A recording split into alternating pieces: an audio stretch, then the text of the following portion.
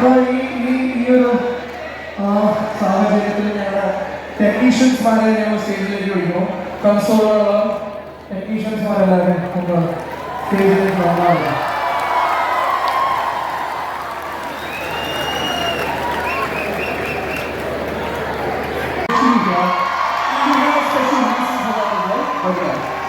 So, once again, each one of you, thank you so much from the bottom of our heart for loving and supporting Masala Coffee. Music spread here. Thanks and love you guys. Shall we do this? Let's say hello together. Get ready? 1, 2, 3. Can you guys sing? Alright.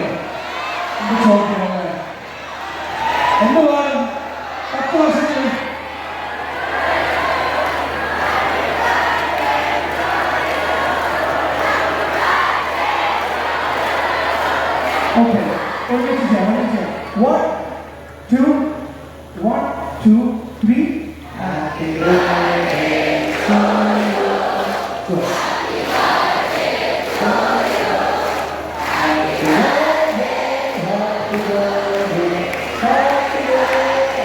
to you.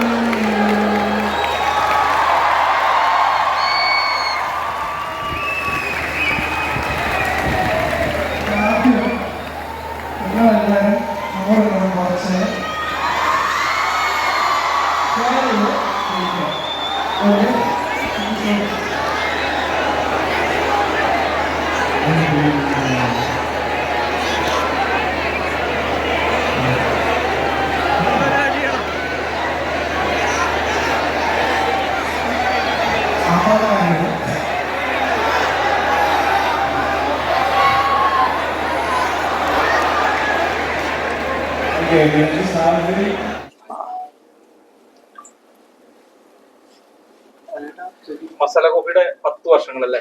10 വർഷമായി. 10 വർഷത്തെ journey എങ്ങനെയുണ്ടായിരുന്നു? 10 വർഷ journey എന്ന് പറയുന്നത് കുറെ താഴ്ചകളുണ്ടായിരുന്നു, ഉയർച്ചകളും ഉണ്ടായിരുന്നു. Actually പറഞ്ഞാ നമ്മൾ മലയാളത്തിൽ കുറെ ഒരുപാട് വർക്കുകൾ നമ്മൾ ചെയ്തിട്ടുള്ളതെല്ലാം ജനങ്ങൾ നല്ല രീതിയിൽ എസ്പെഷ്യലി നമ്മുടെ മ്യൂസിക് പ്രോഗ്രാമുകൾ നല്ലോണം ഏറ്റെടുത്തുകൊണ്ട് ഭയങ്കര ഒരു സന്തോഷമാണ്. കാരണം ഇപ്പോൾ കാന്ത ആയാലും അതെ, അല്ലെങ്കിൽ ആലായൽ തറ വേണമായാലും അതെ, അല്ലെങ്കിൽ ആദിയില്ലല്ലോ, അങ്ങനെ കുറെ പാട്ടുകൾ നമ്മൾ ഇറക്കിയത് എല്ലാവരും സ്നേഹത്തോടുകൂടി ആക്സെപ്റ്റ് ചെയ്തുകൊണ്ട് നല്ലൊരു സംഭവമായിരുന്നു. 10 വർഷം നല്ല രീതിയിൽ പോയി ഒരുപാട് സ്ഥലങ്ങൾ പെർഫോം ചെയ്യാൻ പറ്റി, ഒരുപാട് സ്ഥലങ്ങൾ കാണാൻ പറ്റി അല്ലേ? പുറത്ത് ഒരുപാട് സ്ഥലങ്ങൾ കാണാൻ പറ്റി, ഒരുപാട് സ്ഥലങ്ങൾ പെർഫോം ചെയ്യാൻ പറ്റി. Allu Arjun actually high life brewery എന്ന് പറഞ്ഞിട്ട് ഹൈദരാബാദിലൊരു ബ്രൂവറി ഇതുണ്ട്. അപ്പോൾ അതില് നമ്മള് പ്രോഗ്രാം ചെയ്യാൻ പോയപ്പോൾ സൗണ്ട് ചെക്കിന് പോയപ്പോൾ ഏറ്റവും മേളിൽ നമ്മള് വെന്യൂവിന്റെ അവിടെ നിന്ന് നമ്മളെല്ലാരും വെറുതെ ഇങ്ങനെ സംസാരിച്ചുകൊണ്ടിരിക്കുമ്പോൾ അവിടുത്തെ ഒരു മാനേജർ വന്നിട്ട് പറഞ്ഞു, അങ്ങനെ സാറിന് ഇങ്ങനെ മീറ്റ് ചെയ്യണം എന്ന് പറഞ്ഞു. അപ്പൊ നമുക്ക് മനസ്സിലായില്ല ആരാണെന്ന്. അപ്പൊ പുള്ളിക്ക് അവിടെ സ്റ്റേക്ക് ഉള്ള പുള്ളിക്ക് അവിടെ ഷെയർ ഉള്ള. അപ്പൊ താഴെ ചെന്നപ്പോഴാണ് അല്ലു അർജുൻ നിൽക്കണം. ഭയങ്കര ഒരു സന്തോഷമായി. അത് ആക്ച്വലി പറഞ്ഞാൽ നല്ല ഒരു എക്സ്പീരിയൻസ് ആയിരുന്നു. മുപ്പര് നമ്മുടെ പാട്ടുകൾ കേട്ടിട്ടുണ്ട്.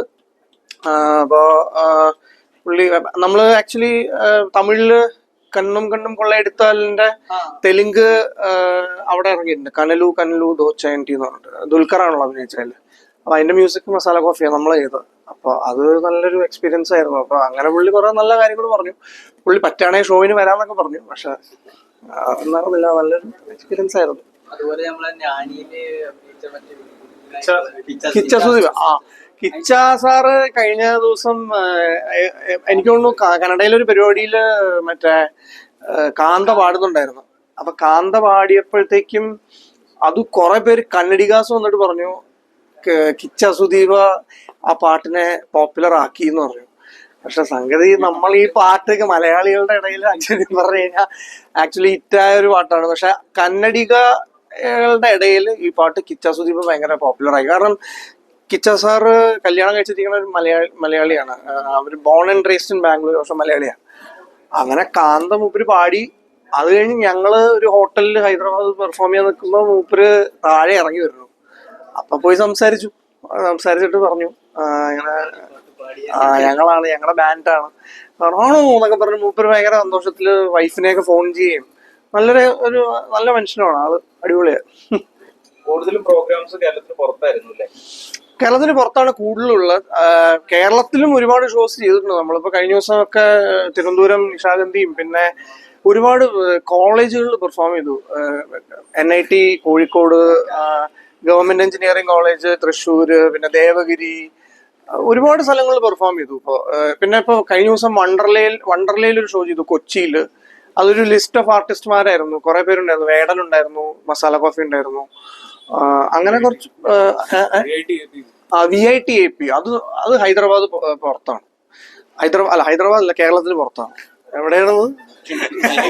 ഹൈദരാബാദിന് പുറത്തല്ല, കേരളത്തിന് പുറത്താണ്. സോറി, വിജയവാഡ.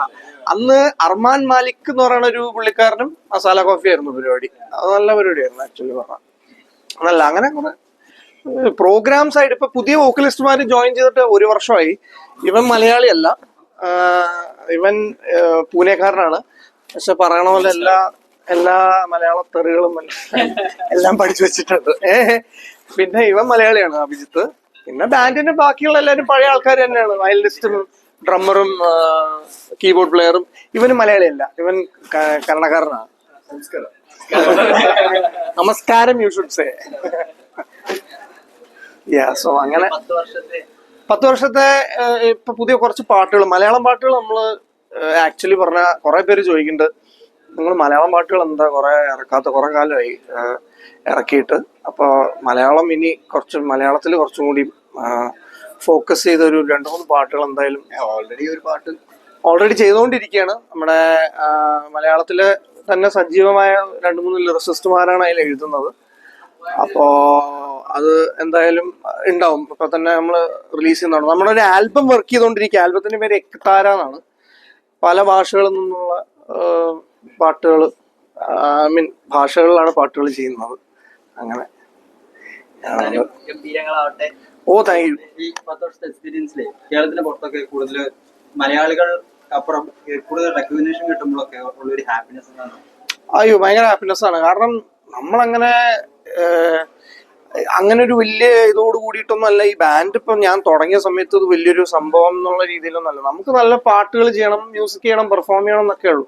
പക്ഷെ ഓരോ സ്ഥലങ്ങളിലും പോയിട്ട് പെർഫോം ചെയ്യുമ്പോൾ നമുക്ക് കിട്ടുന്ന ആ ഒരു അവരുടെ ആക്സെപ്റ്റൻസ് ഭയങ്കരമാണ്. കാരണം നമ്മൾ ചെയ്തിട്ടുള്ള കവറുകളായാലും അതെ, നമ്മൾ കവർ വേർഷൻസ് കുറെ ചെയ്തിട്ടുണ്ട്.